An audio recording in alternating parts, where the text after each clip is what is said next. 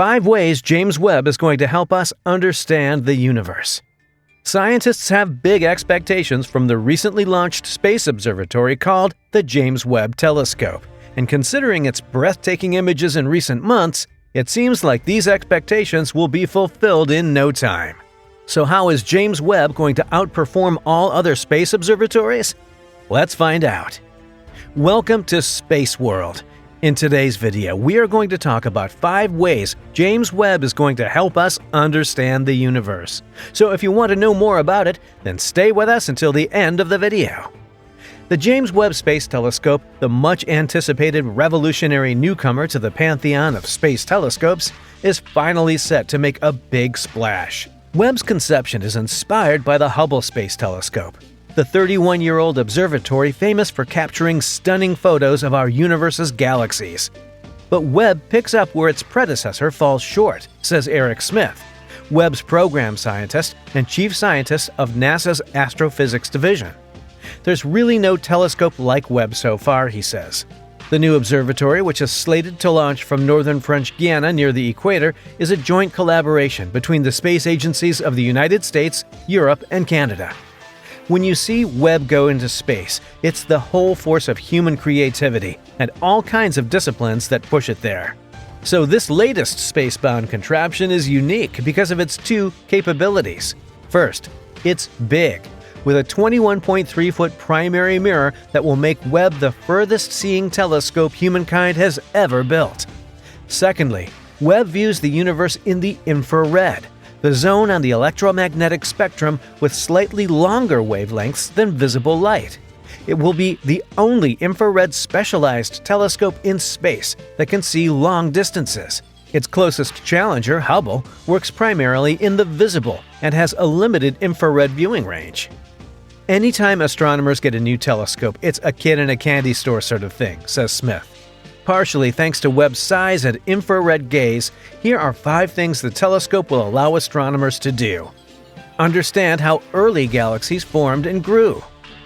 One of the big purposes of telescopes is actually as time machines, because distance is a look back in time, says Daniel Eisenstein, an astrophysicist at the Harvard-Smithsonian Center for Astrophysics.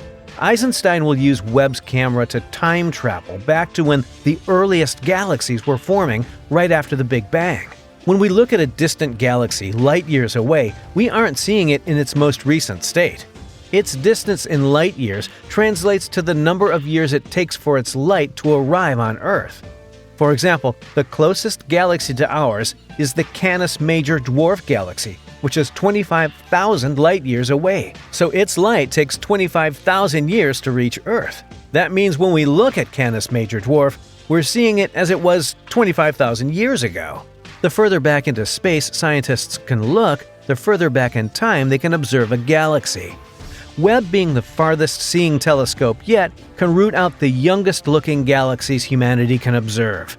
To understand the formation of galaxies, scientists like Eisenstein will look at several galaxies at different life stages and piece together their developmental timelines. Webb's infrared capabilities are also crucial for observing these galaxies. Light from distant galaxies will be stretched out by the expanding universe. By the time light reaches our telescopes, its original wavelength will have shifted from visible or ultraviolet to infrared. Luckily, picking up infrared signals is right up Webb's alley. It's the first time we've had a large, cold telescope in space that can observe these infrared wavelengths, says Eisenstein. On the other hand, the Hubble Space Telescope has managed to capture the shortest wavelength infrared rays, stretched from the bluest of light of faraway galaxies. The retired Spitzer Infrared Telescope was much smaller than Webb's and couldn't see as far into space. Webb will knock it out of the park in terms of how deep into space and how far back in time it can catch distant galaxies in the act of growing up. Detect possible chemical signatures of life on other planets. If life exists outside of Earth, it will release distinct chemical signatures, such as by breathing carbon dioxide and photosynthesizing out oxygen, that can transform a planet. Analyzing the chemicals in a planet's atmosphere will not only allow scientists to look for life, but also enable them to assess a planet's habitability. Webb can detect infrared wavelengths for fingerprinting chemicals such as water and methane present in the atmosphere of exoplanets, which are planets beyond our solar system. Webb contains two instruments that will allow scientists to unravel the wavelengths of infrared signals from solar systems beyond ours, to unweave the colors of the infrared rainbow, so to speak. When an exoplanet photobombs a star that our telescopes are gazing at, the starlight will experience a dip in certain energies corresponding to the chemicals in the exoplanet's atmosphere. If Webb happens to be looking at the right star at the right time, it can chemically analyze the atmosphere of that star's planet by analyzing the blip in the starlight.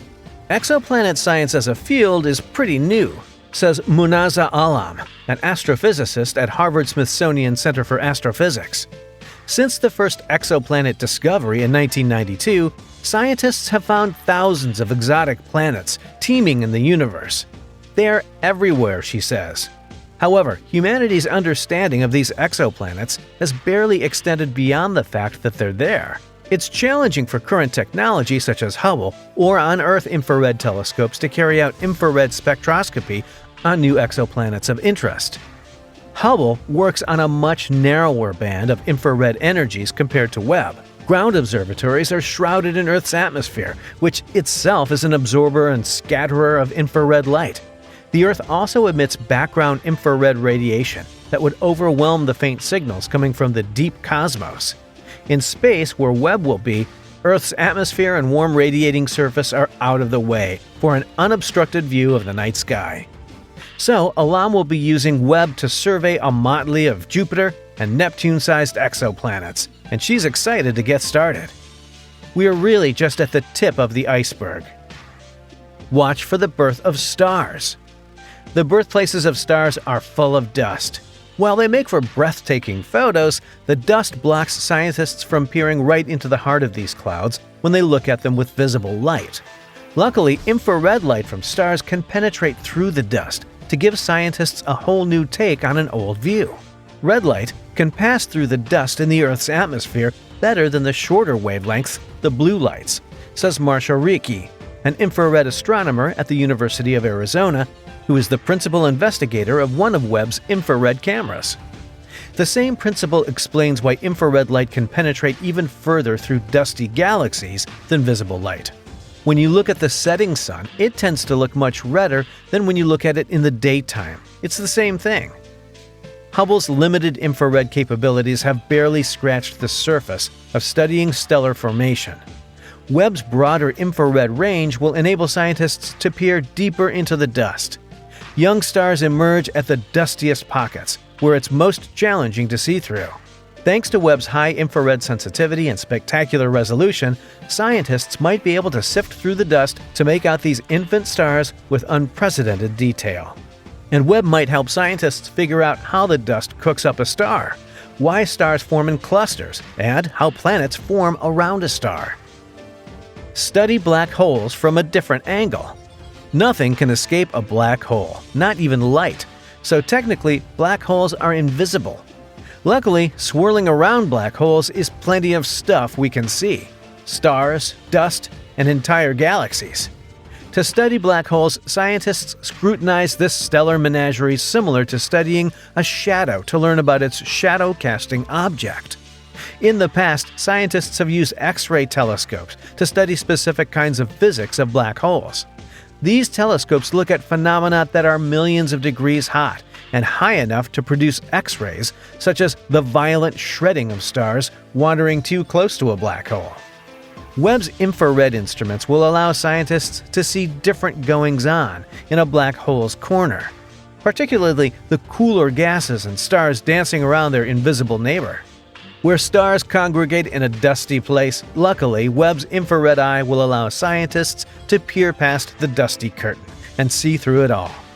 Webb will provide valuable data to peek into the temperatures, speeds, and chemical compositions of the stellar cloaks of black holes. Scientists can use this data to learn more about the mass and size of the black hole, and more about how it snacks on a star. So in conclusion, Webb will be the first telescope of its kind in terms of its size, sensitivity, and wavelength range altogether. With its capabilities, a good chance exists scientists will get to see something they've never seen before. And this is it for today, guys. What are your thoughts on today's video? Share your views with us in the comments below. Also, don't forget to give this video a thumbs up, subscribe to the channel, and ring the bell icon for more amazing videos about space. And thank you for watching.